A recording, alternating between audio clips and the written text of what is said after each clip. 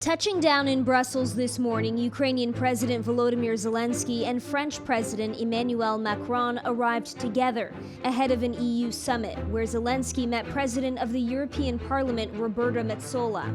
As the war in Ukraine marks its 351st day, Zelenskyy says Europe and Ukraine are connected. This is our Europe.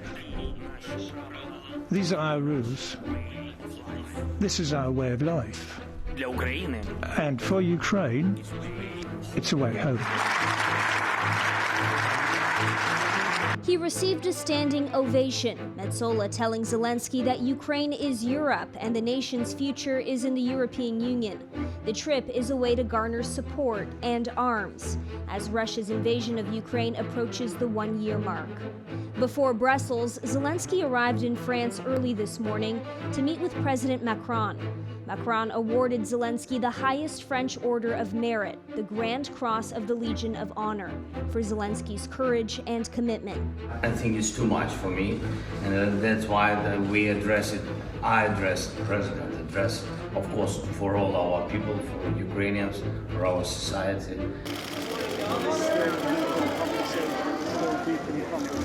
Reporters and photographers lined the road yesterday at Downing Street, where Zelenskyy was greeted by UK Prime Minister Rishi Sunak.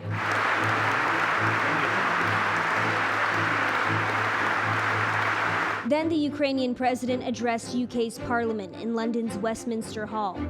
We really know the victory will change the world. And this will be a change that the world has long needed. The United Kingdom is marching with us towards the most important victory of our lifetime. Zelenskyy thanked the country for its support and appealed for fighter aircraft for his country. The trip comes as Zelenskyy has been desperately seeking military aid from Western allies. The British government said it will be training Ukrainian pilots on NATO standard fighter jets. I'm delighted that President Zelenskyy is here in the United Kingdom today. It is a testament to the unbreakable friendship between our two countries, and I'm proud that we are expanding the training for Ukrainian forces to include jet pilots and Marines and ensure that Ukraine has a military able to defend its interests today and into the future. He also met with King Charles III at Buckingham Palace yesterday. Britain, the king is an Air Force pilot. And in Ukraine today, every Air Force pilot is a king. They are so precious that we, the servants of our kings, do everything possible and impossible to make the world provide us with modern planes to empower and protect pilots who will be protecting us.